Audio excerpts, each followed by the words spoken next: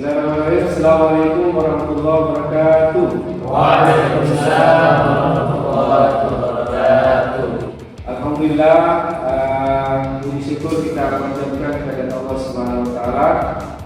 Pada pagi hari ini kita dipertemukan kembali oleh Allah setelah pada minggu lalu kita sudah melaksanakan perkuliahan yang ketiga, dan alhamdulillah hari ini kita sudah masuk di minggu keempat ya, untuk melanjutkan perkuliahan kita, yakni ilmu kalam. Bagaimana kabarnya semua? Sehat semua ya? Ya, sebelum kita mulai perkuliahan, saya mau absen dulu. Muhammad Ibnu Fadil, Hadir. Muhammad Taslim, Anca Saputra, Ipal Zefar, Andi Herul. Ya, alhamdulillah hadir semua ya. Alhamdulillah. Ya. Jadi selanjutnya setelah kita absen, alhamdulillah semua hadir ya. Kita mau mengevaluasi pelajaran kita sebelumnya. Apa yang kemarin dipelajari pada pertemuan lalu? Ilmu apa materinya? Ilmu kalam. Ilmu kalam. Maksudnya topiknya yang dibahas apa? Sejarah ilmu kalam. Yang sekarang mau dipelajari itu adalah sejarah ilmu kalam. Yang pertemuan yang lalu kita sudah bahas sedikit tentang pengertian, ruang lingkup dan tujuan ilmu kalam. Ya, jadi masih ingat? Ya, masih ingat ya? Ya, jadi sebelum saya tanya beliau, saya mau kasih dulu semacam game permainan. Siapa yang salah nanti ini, berarti itu yang menjelaskan apa yang dipelajari atau yang dibahas pada pertemuan sebelumnya. Nah, jadi ini ya, contoh. Kalau saya menghitung ini, kalau saya menghitung 1, berarti tangan kanan depan. 2, berarti tangan kanan lurus ke atas. 3, ke depan lagi. 4, turun. Coba 1, 2, 3, 4. Ya, untuk tangan kiri, nah hitungnya 1, 2. Kalau saya bilang 1, berarti lurus ya. 2. Nah, jadi nanti ada yang bersamaan ya. Bagaimana coba dites sebelum yang serius? Siapa yang salah? Coba saya ulangi. Siapa yang salah angkat tangannya ini? Berarti itu juga ya menjelaskan sebagai apresiasi dari pertemuan yang dalam pembahasan. Coba ini contoh dulu. Semak dulu. 1. Bersamaan. Latihan dulu ya, latihan kembali. Oke, ikut saja siap. 1, 2, 3, 4. Jadi yang seterusnya, siapa yang salah berarti itu yang jelaskan. Coba, masih ingat ya? Kalau 1 tangan kanan ke depan, tangan kiri di 2, 3, 4. Oke, coba 1, 2, 3, 1. Coba dijelaskan apa yang dipelajari pertemuan yang lalu. Coba bisa. Sedikit saya jelaskan tentang apa itu sebenarnya ilmu kalam yang kita pelajari pertemuan sebelumnya. Ya. Ilmu kalam adalah dasar-dasar atau prinsip dasar tentang pelajaran Islam atau dasar Islam, agama Islam. Perlu juga teman-teman ketahui bahwa ilmu kalam juga biasa disebut dengan ilmu tauhid atau ilmu usuluddin. Nah, sedikit juga mengapa kira kita harus mempelajari atau memperdalam tentang ilmu kalam itu sendiri. Karena ilmu kalam itu sendiri ketika kita memahaminya secara jelas atau secara rinci, kita bisa meningkatkan tauhid dan kita bisa mengetahui apa kira-kira keesaan Allah, bagaimana kita kehidupan dunia. Mungkin itu sedikit. Ya, beri aplaus dulu. Oke, ya. Nah, ada yang mau jelaskan kembali? Coba bagaimana? Ada yang dulu? Ya, silakan. Oke. Bismillahirrahmanirrahim. Sedikit saya mungkin melengkapi apa yang disampaikan sama teman kami. Pertama itu ilmu kalam ditinjau dari segi bahasa atau etimologis. Kalam itu artinya sebuah perkataan. Sedangkan ditinjau dari segi terminologis istilah, ilmu kalam adalah ilmu yang membahas tentang ketuhanan atau ketauhidan. Dalam hal ini mencabut sifat wajib Allah, sifat yang mustahil bagi Allah, dan sifat yang boleh pada Allah. Kemudian yang selanjutnya juga membahas tentang an-nubuwwah, ya, atau tentang kenabi-nabian, baik itu nabi dan Rasulullah Subhanahu wa taala.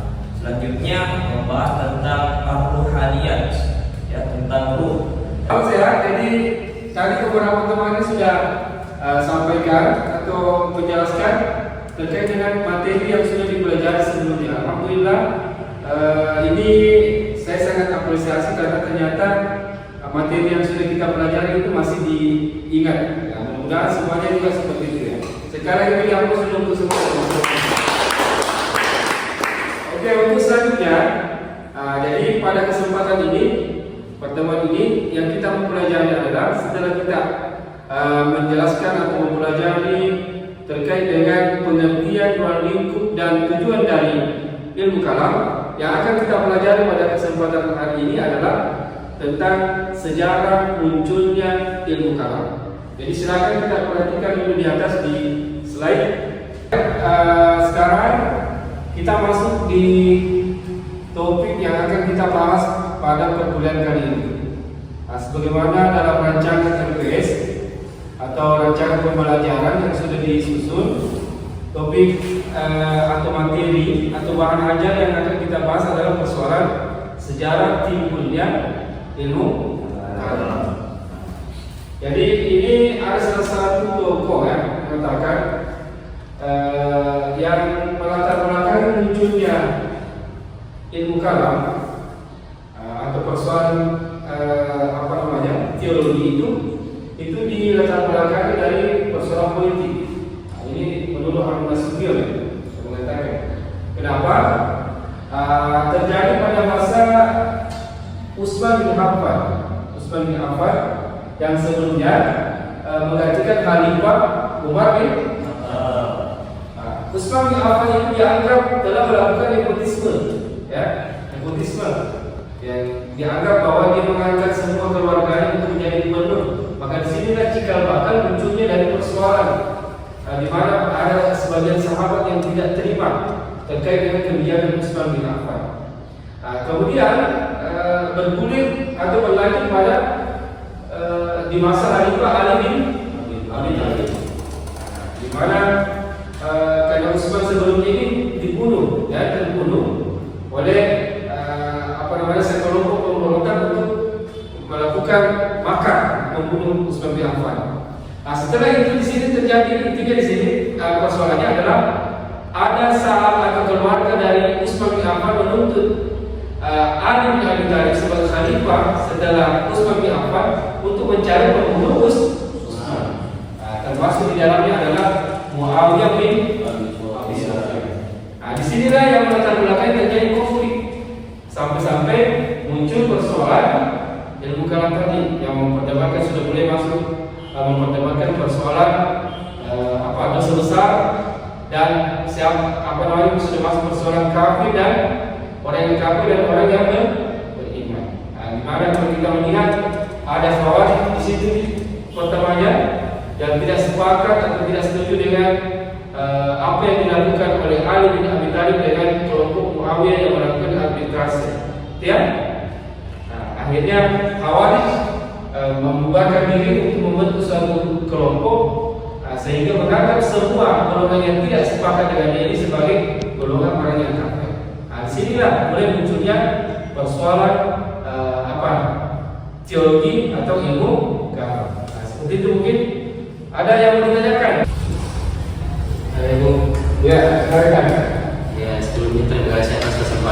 diberikan bahwasanya pada saat Ustaz tadi menjelaskan sejarah yang bersangkutan dengan sejarah ilmu kalam ini, tadi sempat menyinggung atau mengatakan kata-kata arbitrase, kata-kata atau arti dari arbitrase sendiri itu apa?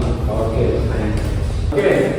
Terkait dengan pertanyaannya sahabat kita tadi ya, Taslim yang menanyakan tentang apa yang dimaksud dengan arbitrase. Jadi intinya arbitrase itu adalah sebuah perundingan ya antara golongan dari Ali bin Abi Thalib yang diwakili oleh Abu Musa al-Asy'ari ya.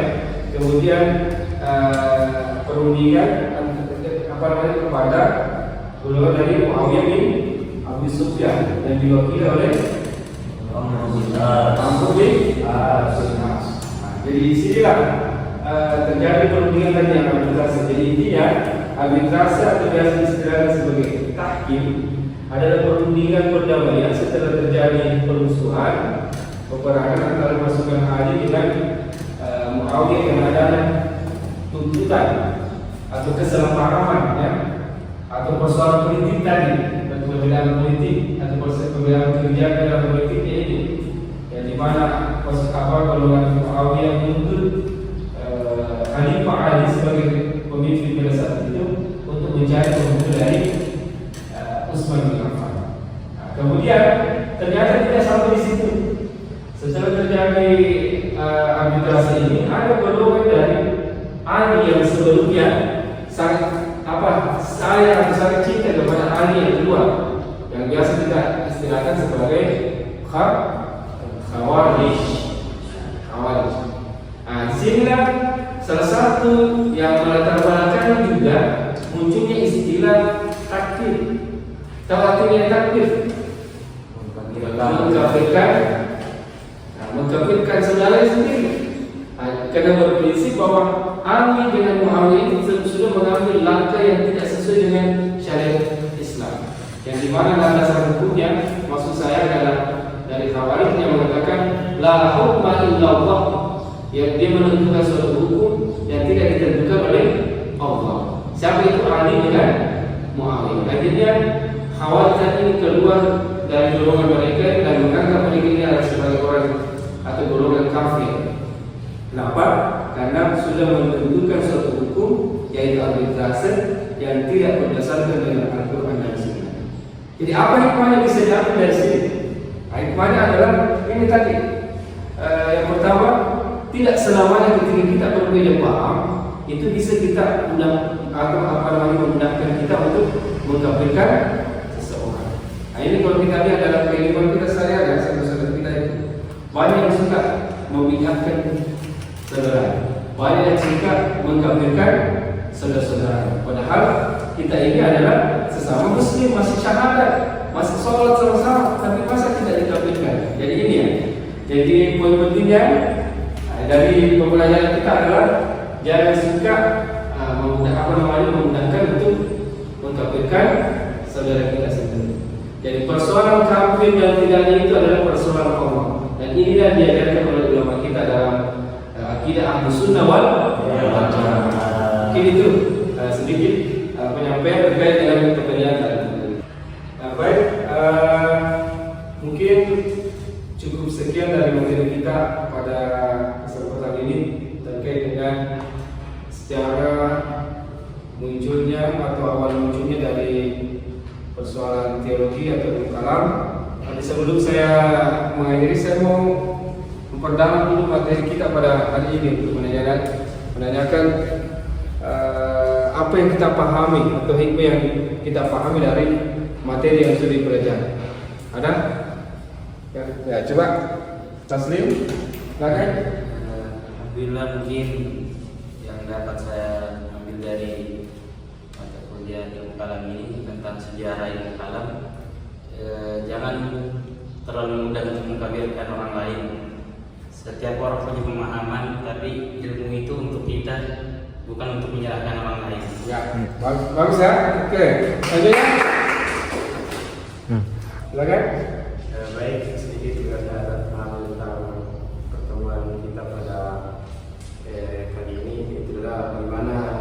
kita bisa mengamalkan pemikiran-pemikiran yang relevan untuk menghadapi tentang kebenaran zaman, karena dari sejarah yang kami kita bisa memahami bahwa pada zaman dahulu banyak orang yang menggampangkan untuk mengkafirkan orang lain. Jadi kita harus menggampangkan bagaimana pemikiran-pemikiran relevan untuk menghadapi zaman-zaman yang selanjutnya yang akan datang. Ya, bagus. Ya. Oke. Teman, Acak.